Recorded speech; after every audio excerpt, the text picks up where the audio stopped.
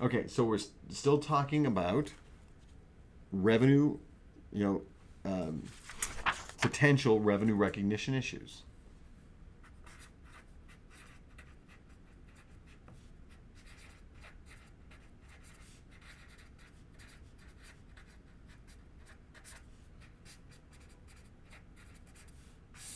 Okay. So another thing that comes up is a thing called right of return.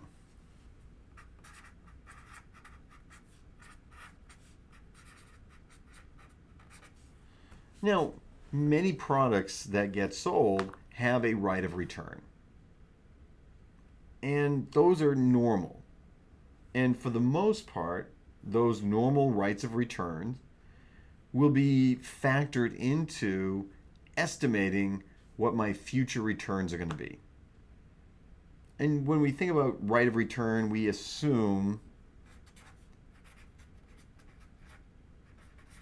something that is 30 to 60 days or less.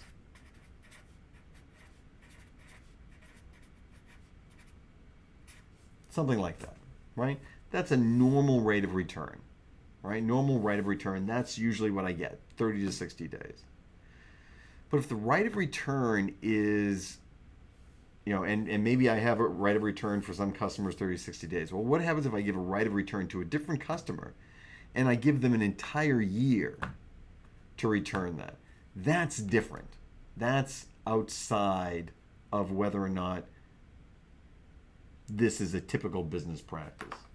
So we have to take a look at non-typical rights of return.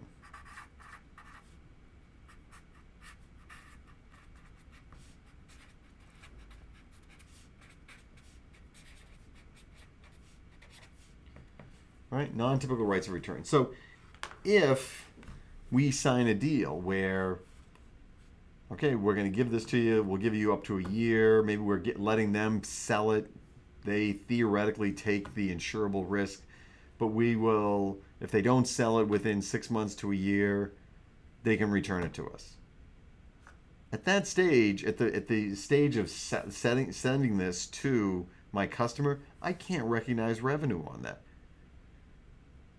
Because there's a contingency, right? There's a contingency.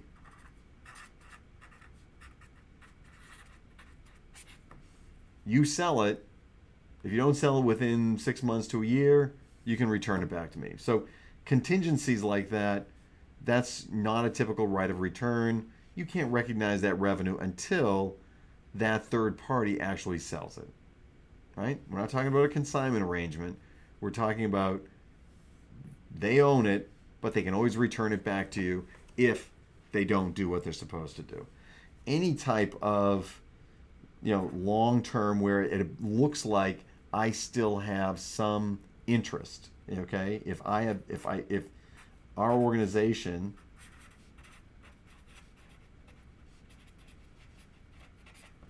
retains interest in the product, don't sell. You can't recognize revenue.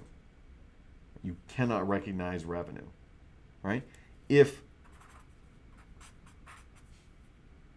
the organization is assisting